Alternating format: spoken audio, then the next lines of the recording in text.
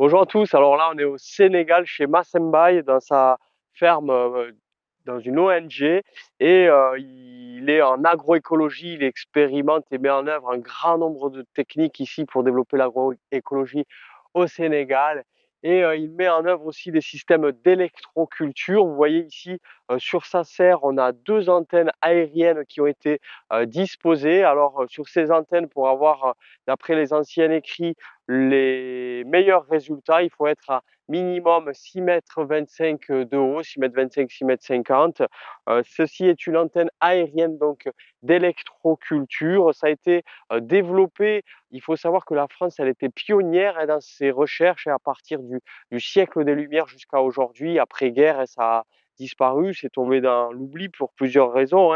Et on a l'abbé Bertholon, Justin-Étienne Christoflot, on a des anciens pionniers comme ça qui ont développé, le frère Paulin, ces techniques d'antenne aérienne d'électroculture où en fait vous avez un mât métallique. Ici c'est fait avec de la récupération et ce mât métallique il est connecté donc à un système grillagé dans le sol et puis il va monter à plusieurs mètres de hauteur. Alors en fait on sait que dans la nature on a des différences de potentiel et de tension électrique.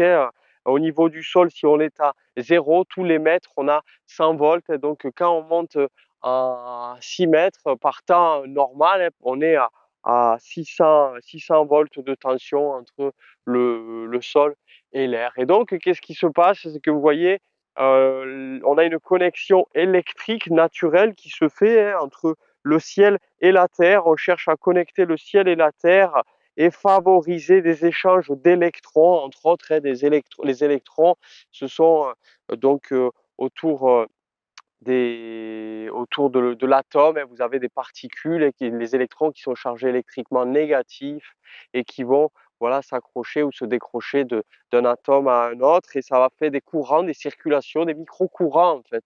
Et on voit que là, Mas, qu'est-ce qu'il a fait? Il a connecté son antenne d'électroculture est connectée à une série de câbles. C'est de la récupération et tout est de la récupération.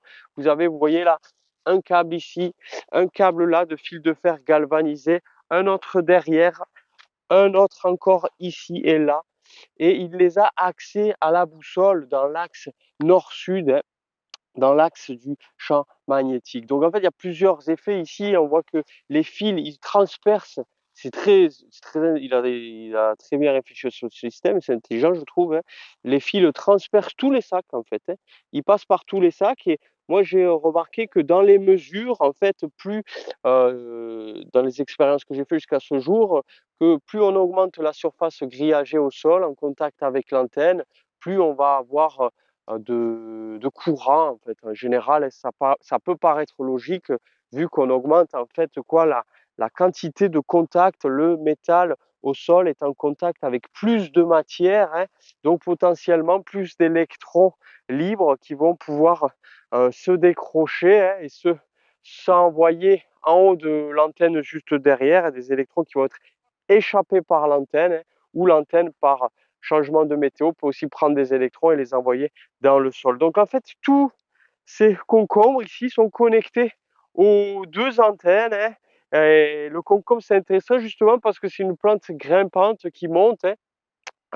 Et c'est ce que fait aussi cette antenne. Elle monte, elle va se connecter à des tensions un peu plus élevées. Et alors, je sais plus de tête, je le mettrai dans la vidéo. Il faut savoir que là, je crois que ils ont un mois à peu près de croissance et développement. Je ne suis plus sûr de tête, je vous le mettrai en vidéo, mais en tout cas, ils sont magnifiques et vous avez des très, très belles feuilles, une très belle croissance, pas de maladie, et puis vous avez des premiers concombres en, en formation. Alors là, c'est le côté aussi alignement des fils dans l'axe nord-sud.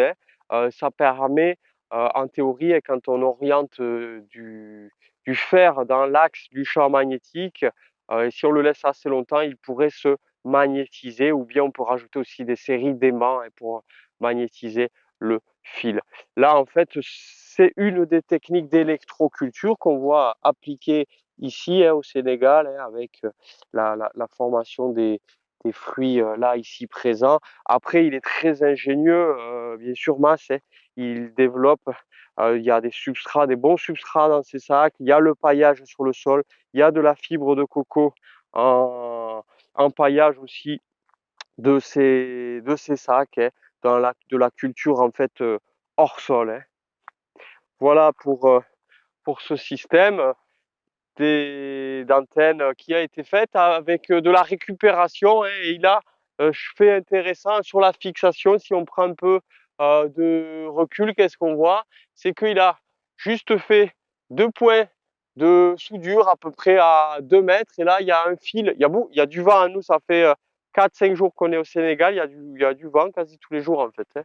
Et il a fixé un point et deuxième point sur la serre. Alors si on veut que le courant il aille que en bas, ben on ira isoler ce fil là, et pour pas que ça aille en connexion avec la serre.